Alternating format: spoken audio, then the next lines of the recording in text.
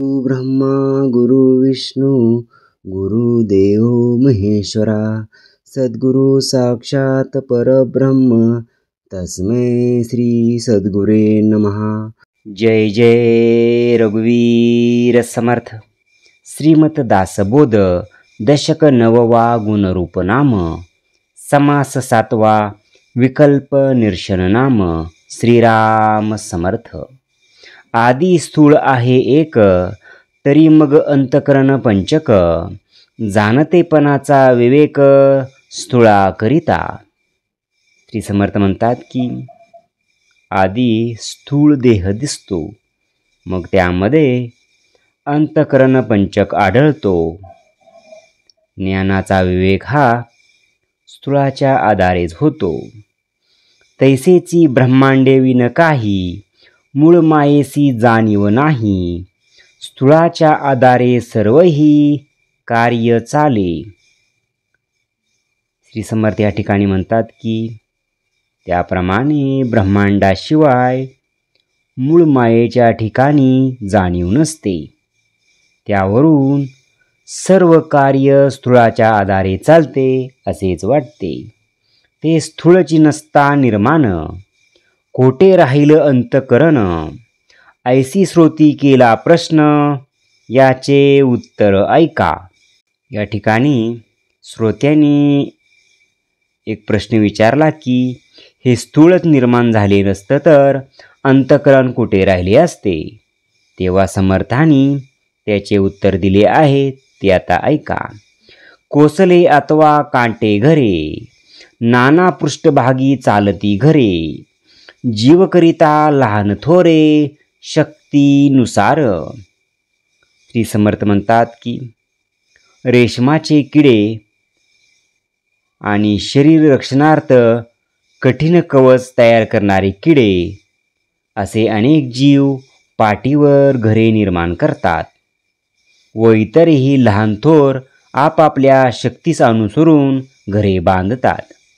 शंख शिंपी घुला कवडे आदी त्यांचे घरघडे किंवा आदी निर्माण किडे हे विचारावे। श्री समर्थ म्हणतात की शंख शिंपी खुला कवडे या जे किडे राहतात ते किडे आदी निर्माण होतात की त्यांचे घर आदी निर्माण होते याचा विचार करावा। आदी प्राणी ते होती मग ते घरे निर्माण करती हे तो प्रत्यक्ष प्रचिती सांगणे न लगे। श्री समर्थ या ठिकाणी सांगतात की आधी प्राणी निर्माण होतात मग ते घरे निर्माण करतात हीच प्रत्यक्ष अनुभवाची गोष्ट आहे। तैसे आधी सूक्ष्म जाण मग स्थूळ होते निर्माण। येणे दृष्टांते प्रश्न फिटला श्रुती याचा।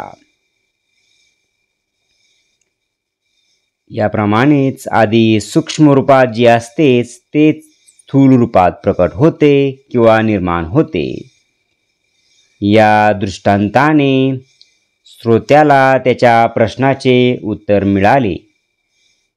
तव श्रोता पुसे अनिक जी आठवले काही एक। जन्म मृत्यूचा विवेक मज निरोपावा। मागील शंकेचे निरसन झाल्यावर श्रोता आणखी काही प्रश्न सद्गुरूंना विचारू लागला की जी मला आणखी काही आठवले आहे तरी जन्म मृत्यूचा विवेक मला समजावून सांगा। कोण जन्मास घालते आणि मागुता कोण जन्म घेते हे प्रत्यया कैसे येते कोण्या प्रकारे। श्रोता समर्थांना ते विचारत आहे की प्राण्याला कोण जन्मास घालते आपल्या मागून कोण जन्म घेते त्याचा अनुभव कशा प्रकारे येतो ते आम्हाला सांगावे। ब्रह्मा जन्मास घालितो विष्णू प्रतिपाळ करीतो रुद्र अवघे संवारतो ऐसे बोलती।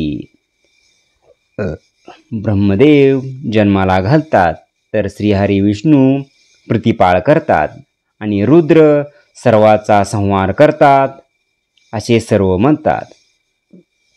तरी हे प्रवृत्तीचे बोलणे प्रत्ययास आणिवणे प्रत्यय पाहताच लागलेवाने होणार नाही।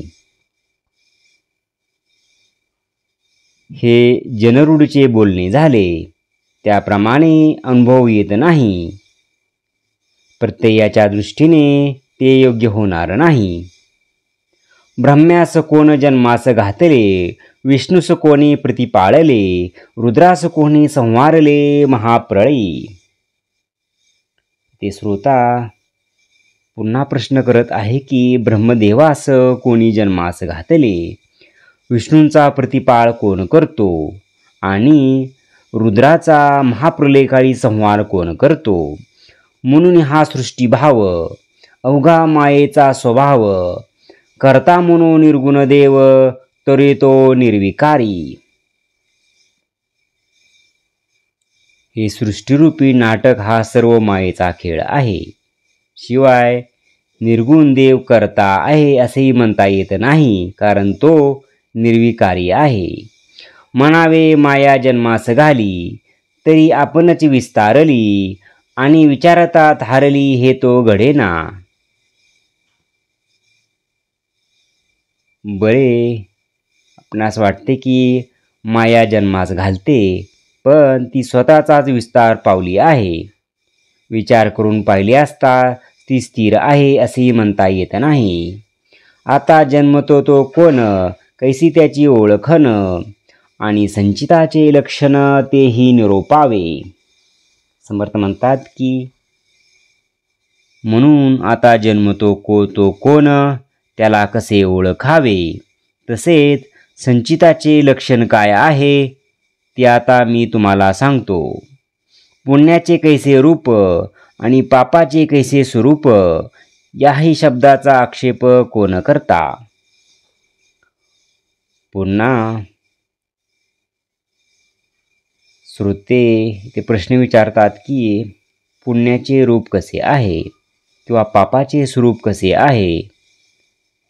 तसेच यावर शंका घेणारा मी कोण. हे काहीच नाही अनुमाना, मनती जन्म घेते वासना, परी पाहता दिसेना ना धरिता नये. यापैकी काही माझ्या ध्यानात नाही असे म्हणतात की वासना जन्म घेते किंवा वासनेमुळे जन्म घ्यावा लागतो, पण वासना तर दिसून येत नाही किंवा तिला पकडताही येत नाही. वासना, कामना आणि कल्पना, हेतू, भावना, मती नाना, ऐशा अनंत वृत्ती जाना अंतःकरण प्रंचकाच्या. वासना, कामना, कल्पना, हेतू, भावना आणि नाना प्रकारची बुद्धी या सर्व अंतःकरण पंचकाच्या अनंती वृत्ती आहेत. असो हे अवघे जाणीव यंत्र, जाणीव म्हणजे स्मरण मात्र, त्या स्मरणास जन्मसूत्र कैसे लागे. समर्थ म्हणतात की असो हे सर्व जाणीव यंत्राचे कार्य आहे. जाणीव म्हणजेच स्वतःचे केवळ स्मरण होय. देहो निर्माण पाचा भूताचा, वायू चाळक तयाचा, जाणणे हा मनाचा मनोभाव. समर्थ म्हणतात की देह हा पांचभौतिक असतो. वायूमुळे त्याचे चलनवलन घडते. या देहात जाणणे हे मनाचे काम आहे. ऐसे हे सहजच घडले, तत्वाचे गुंदाडे झाले, कोणास कोणी जन्मविले कोण्या प्रकारे. तरी पाहता दिसेना, म्हणून जन्मती असेना, उपजला प्राणी येना, मागुता जन्मा. समर्थ या ठिकाणी म्हणतात की कोण कोणात जन्मास घालतो ते पाहू गेले असता आढळून येत नाही, म्हणून परत जन्मच नाही. एकदा उपजलो प्राणी मेल्यानंतर परत जन्मास येत नाही. कोणासीच जन्म नाही, तरी संत संगे केले काही, ऐसा अभिप्राव सर्वई श्रोत्याचा. कोणी जर जन्मलेच नाही तर संत संगतीने काय साधते, असा आता प्रश्न श्रोत्यांनी ते विचारलेला आहे. पूर्वी स्मरण ना विस्मरण, मध्येच झाले स्मरण, अंतर्यामी अंतकरण जाणती कळा. समर्थ म्हणतात की जन्माला येण्यापूर्वी स्मरणही नव्हते आणि विस्मरणही नव्हते. जन्माला आल्यावर हे स्मरण उत्पन्न झाले. माणसाच्या अंतर्यामी जे अंतःकरण आहे तेच जाणीवीचे रूप आहे. सावध आहे तो स्मरण, विकळ होता विस्मरण, विस्मरण पडता मरण पावती प्राणी. समर्थ म्हणतात की माणूस सावध असतो तोपर्यंत स्मरणात असतो, विकल झाला की विस्मरण होते, जाणीव संपूर्ण लोपली की पूर्ण विस्मरण होऊन प्राणी मरण पावतो. स्मरण विस्मरण राहिले मग देहासमरण आले, पुढे जन्मास घातले कोणास कोणी. म्हणून जन्मची असेना आणि यात्रा ही दिसेना, अवघी व्यर्थची कल्पना बळावली. समर्थ म्हणतात की म्हणून एकदा मरण आले की पुन्हा जन्मही नाही आणि यमयात्राही दिसून येत नाहीत. ह्या सर्व गोष्टी कल्पनेच्या जोरावर कल्पल्या जातात, त्यालाच काहीच अर्थ नाही. म्हणून जन्मची नाही कोणासी, श्रोतियाची आशंका ऐसी, मरून गेले ते जन्मासी मागुता नये. म्हणून कुणालाही पूर्वजन्मच नाही अशी श्रोत्याची शंका आहे. एकदा मेल्यावर त्या प्राण्याला परत जन्म घ्यावा लागत नाही. वाळले काष्ट हिरवळेना, पडली फळते पुणे लागेना, तैसे पडिले शरीर येना जन्मास मागुते. जसे एखादे वाळलेले लाकूड पुन्हा पालवी धरत नाही किंवा एकदा झाडावरून गळून पडलेले फळ पुन्हा झाडाला चिटकत नाही, त्याप्रमाणे एकदा शरीर पडले की ते परत जन्मास येत नाही. मडके अवघे फुटते, फुटले ते फुटूनच गेले, तैसे पुन्हा जन्मले नाही मनुष्य. एखादे मडके जरी फुटले तरी ते फुटूनच जाते, त्याप्रमाणे मनुष्य मेला की तो फिरून जन्मास येत नाही. येथे अज्ञान आणि सज्ञान सारखीच झाले समान, ऐसा बळाबळा अनुमान श्रोतियांची. श्रोत्याची हे बोलणे ऐकून अनुमान निघते की ते अज्ञानी आणि ज्ञानी माणसांना सारखेच समजतात. वक्ता म्हणे हो ऐका, अवघे पाषांड करू नका, अनुमान असेल तरी विवेका अवलोकावे. यावर समर्थ म्हणतात की इकडे ऐका, उगाच नास्तिकपणा करू नका. माणसाने तर्क करावेत पण ते विचारपूर्वक करावेत. प्रयत्नविन कार्य चाले, जेवल्याविन पोट भरले, ज्ञानविन मुक्त झाले हे तो घडेना. समर्थ म्हणतात की प्रयत्नाशिवाय कार्य झाले, जेवल्याशिवाय पोट भरले आणि ज्ञान न होता मुक्ती मिळाली असे कधी घडते का? सोय आपण जेविला त्यास वाटे लोक दहाला, परंतु हे समजताला घडले पाहिजे की स्वतः जेवण केल्यानंतर दुसऱ्याचे पोट कधी भरल का? असे कधी घडत नाही. पोहणे शिकला तो तरेल, पोहणे नेणे तो बुडेल, जेथे अनुमान करेलो ऐसा कहोनू. ज्याला पोहायला येते तोच तरतो, ज्याला पोहणे येत नाही तो बुडतो. येथे काही अनुमान करण्याची आवश्यकताच नाही. तैसे जयाच ज्ञान झाले, ते तुकेच तरले, ज्याचे बंधनेच तुटले तेची मुक्त. समर्थ म्हणतात की ज्याप्रमाणे ज्यांना ज्ञान झालेले असते ते तेवढेच तरुण जातात, ज्यांचे बंधन तुटते तोच फक्त मुक्त होतो. मोकळा म्हणजे नाही बंधन आणि प्रत्यक्ष बंदी पडले जन, त्याची कैसे समाधान ते तुम्ही पहा. समर्थ म्हणतात की जो मोकळा झालेला असतो तो म्हणतो कुणालाही बंधन नाही. इकडे तर अनेक लोक प्रत्यक्षबद्ध झालेले दिसतात. नेणे दुसऱ्याची तळमळ, ते मनुष्य पर दुःखशी तळ, हा तैसाची हा केवळ अनुभव जाणावा. श्री समर्थ म्हणतात की जो दुसऱ्याचे दुःख जाणू शकत नाही अशा माणसाला शीतल वाटते. त्याचप्रमाणे मोकळ्या झालेल्या माणसाला बंधनात असलेल्याचे दुःख कळत नाही. जयास आत्मज्ञान झाले, तत्व विवंचले, खुनेसी पावताच बाणले समाधान. ते समर्थ म्हणतात की ज्याला आत्मज्ञान झालेले असते त्याने तत्वाने निराश केलेला असतो. अशा माणसाला स्वस्वरूपाभाव येऊन खून पटते व पूर्ण समाधान लाभते. ज्ञान चुके जन्म मरण, सगट बोलणे प्रमाण, वेदशास्त्री आणि पुराण कासयासी. ज्ञानामुळेच जन्ममरण चुकते सरसेकट सर्वाचे जन्ममरण चुकते हे बोलणे अप्रमाण आहे. वेदशास्त्र विचार बोली महानुभवाची मंडळी भूमंडळी लोक सकळी हे मानिताना. समर्थ म्हणतात की सर्वाचे सरसकट जन्ममरण चुकते हे मत वेदशास्त्रातील विचार वचने व या जगातील सर्व आत्मज्ञानी लोकांना मान्य नाही. अवघे होता अप्रमाण मग आपुलेच काय प्रमाण म्हणून जेथे आत्मज्ञान तोची मुक्त. अवघे मुक्त पाहता आहे ज्ञाचा उद्धार ज्ञानविन तो उद्धार होणार नाही. समर्थ म्हणतात की ज्याला आत्मज्ञान झालेले असतो तोच मुक्त होतो. ज्ञानी माणसाला वाटते की सर्वच माणसे मुक्त आहेत, पण ते त्याचे ज्ञान प्राप्त झाल्यानंतरचे उद्गार असतात. ते त्याच्या भूमिकेवरून योग्य असतात, पण ज्ञानाशिवाय उद्धार होत नाही हेच खरे. आत्मज्ञान कळो झाले म्हणून दृश्य मिथ्या झाले, परंतु वेडा लाविले सकळास येणे.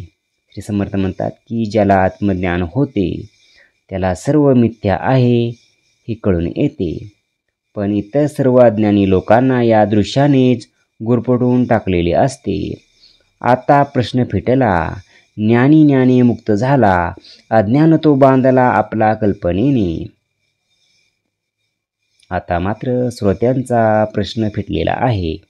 ज्ञानी हा ज्ञानाच्या योगेच मुक्त होतो आणि अज्ञानी हा त्याच्या स्वतःच्या कल्पनेनेच बांधला जातो. विज्ञानासारखे अज्ञान आणि मुक्तासारखे बंधन, निश्चयासारखा अनुमान मानूच नये. बंधन म्हणजे काहीच नाही, परिवेडा लावले सर्वही, यास उपावच नाही कळल्या वाचुनी. समर्थ म्हणतात की बंधन म्हणजे काहीच नाही, तरी कल्पनेने सर्वांना घेरल्यामुळे त्यांना आपण बद्ध आहोत असे वाटते. काहीच नाही आणि पादी हेची नवल पहा आदी, मिथ्या जाणीची ना बुद्धी म्हणून बद्ध. भोळा भाव सिद्धी जाव हा उद्धाराचा उपाव, रोकडा मोक्षाचा अभिप्राव विवेके जाणावा. कोणी म्हणतात की भोळा भाव सिद्धीस जाव, पण हा सर्व उधारीचा उपाय आहे. दीर्घकाळाने सिद्धीत जाणारा आहे.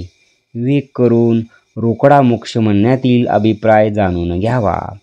पराणी व्हावया मोकळा, आधी पाहिजे जाणीव कळा, सकळ जाणता निराळा सहजीच होते. समर्थ म्हणतात की प्राणी मोकळा होण्यासाठी सर्वप्रथम अत्यंत सूक्ष्म बुद्धीची आवश्यकता आहे. सूक्ष्म बुद्धीने सारासार विवेक केला की सर्व काही समजून येते व माणूस दृष्टेपणाने दृश्यापासून आपोआप विनाळा होतो. काहीच नेण्याचे ते अज्ञान, सकळ जाणीचे ते ज्ञान, जाणीव राहिता विज्ञान स्वयेची आत्मा. समर्थ म्हणतात की काहीच न कळणे म्हणजे अज्ञान होय आणि सर्व जाणणे म्हणजे ज्ञान होय. ज्ञानाच्या जाणीवेचाही तेच विज्ञान होते. अमृत सेवन अमर झाला, तो मने मृत्यू कैसे येतो जनाला, तैसे विवेके बद्धाला जन्म तो कैसा. समर्थ म्हणतात की जो अमृत प्राशन करून अमर झालेला असतो तो म्हणतो की लोकांना मृत्यू तर येतो कसा. याप्रमाणे विवेकी बद्धाला म्हणतो की जन्म हा असतो तरी कसा. जाणता मनी जनाते, तुम्हास भूत कैसे झडपिते, तुम्हास विष कैसे चढते निर्विष म्हणे. आधी बद्धासारखे व्हावे, मग न लगे पुसावे, विवेके दुरी ठेवून पहावे लक्षण बद्धाचे. आधी बद्धासारखे व्हावे लागते. विवेक दूर ठेवून बद्धाचे लक्षण जाणून घेतले की असले प्रश्न विचारण्याची आवश्यकता राहत नाही. निजेल्यास चेईला तो, मने हा का तो वसन तो, अनुभव पाहणेच आहे तो, तरी मग तो निजून पाहावा. समर्थ म्हणतात की जो जागा झालेला आहे तो झोपलेल्या माणसाला म्हणतो की हा का बरळत आहे, तो का बरळत हे जाणून घेण्यासाठी स्वतः झोपी जाणे आवश्यक आहे. ज्ञातेची उगवली वृत्ती, बद्दा ऐसे नडेल नपगुंती, भुकेल्याची अनुभवप्राप्ती झाल्यास नाही. समर्थ म्हणतात की ज्ञानी माणसाची वृत्ती विषयापासून मुक्त झालेली असते, म्हणून ती बद्ध माणसाप्रमाणेच दृश्यात आसक्त होत नाही. जो जेवून तृप्त झालेला असतो त्यास भुकलेल्या माणसाची अनुभवप्राप्ती होत नाही. इतुकेन आशंका फिटली, इतुकेन आशंका तुटली, ज्ञानी मोक्षप्राप्ती झाली, विवेक पाहता जाणली अंतरस्थिती. या विवेचनाने श्रोत्याची आशंका नष्ट झाली. ज्ञानानेच मोक्षप्राप्ती होते. आत्मनाम विवेकाने आत्मज्ञान अंतरात दृढ बांधते. अशा ज्ञात्याला पुन्हा जन्म प्राप्त होत नाही. इति श्री दासबोधे गुरु शिष्य संवादे विकल्प निरसन नाम समास 7वा. जय जय रघुवीर समर्थ. ओम श्री गुरु दत्तात्रेय श्रीपाद श्री वल्लभाय नमः. ओम श्री गुरु दत्तात्रेय श्रीपाद श्री वल्लभाय नमः. ओम श्री गुरु दत्तात्रेय श्रीपाद श्री वल्लभाय नमः. ओम श्री गुरु दत्तात्रेय श्रीपाद श्री वल्लभाय नमः. ओम श्री गुरु दत्तात्रेय श्रीपाद श्री वल्लभाय नमः. ओम श्री गुरु दत्तात्रेय श्रीपाद श्री वल्लभाय नमः. ओम श्री गुरु दत्तात्रेय श्रीपाद श्री वल्लभाय नमः. ओम श्री गुरु दत्तात्रेय श्रीपाद श्री वल्लभाय नमः. ओम श्री गुरु दत्तात्रेय श्रीपाद श्री वल्लभाय नमः. ओम श्री गुरु दत्तात्रेय श्रीपाद श्री वल्लभाय नमः. ओम श्री गुरु दत्तात्रेय श्रीपाद श्री वल्लभाय नमः. ओम श्री गुरु दत्तात्रेय श्रीपाद श्री वल्लभाय नमः. ओम श्री गुरु दत्तात्रेय श्रीपाद श्री वल्लभाय नमः. ओम श्री गुरु दत्तात्रेय श्रीपाद श्री वल्लभाय नमः. ओम श्री गुरु दत्तात्रेय श्रीपाद श्री वल्लभाय नमः. ओम श्री गुरु दत्तात्रेय श्रीपाद श्री वल्लभाय नमः. जय सद्गुरु. ओम श्री गुरु दत्तात्रेय श्रीपाद श्री वल्लभाय नमः. ओम श्री गुरु दत्तात्रेय श्रीपाद श्री वल्लभाय नमः. ओम श्री गुरु दत्तात्रेय श्रीपाद श्री वल्लभाय नमः.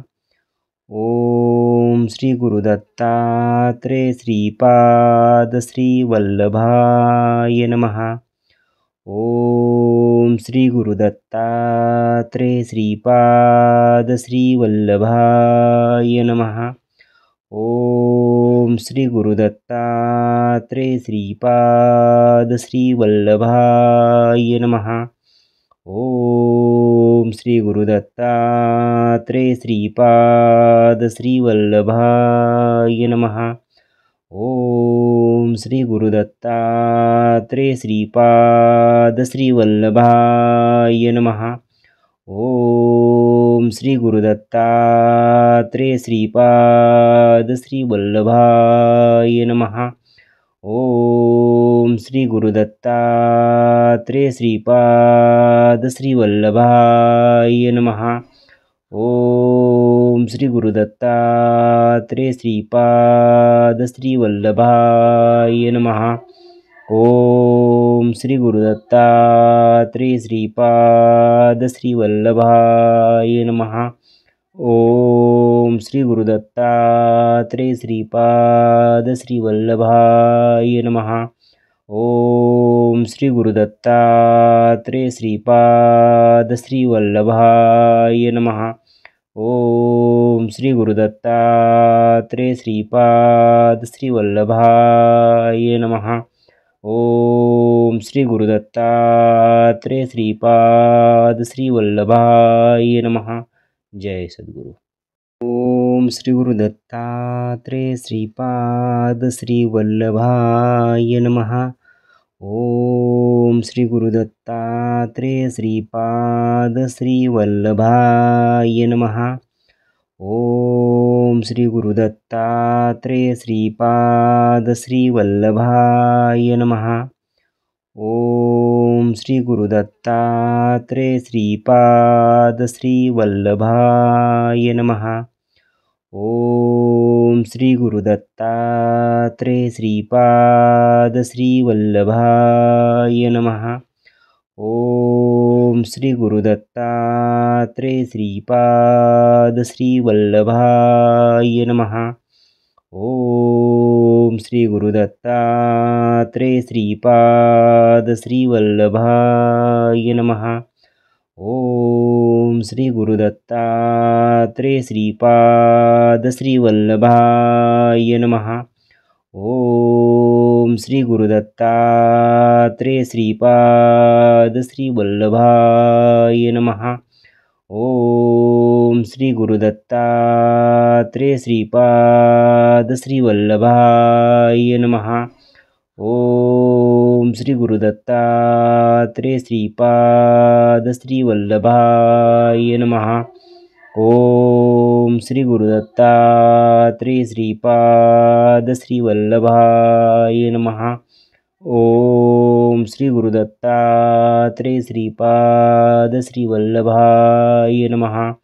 ओम श्री गुरुदत्तात्रेय श्रीपाद श्रीवल्लभाय नमः। ओम श्री गुरुदत्तात्रेय श्रीपाद श्रीवल्लभाय नमः। ओम श्री गुरुदत्तात्रेय श्रीपाद श्रीवल्लभाय नमः। जय सद्गुरु।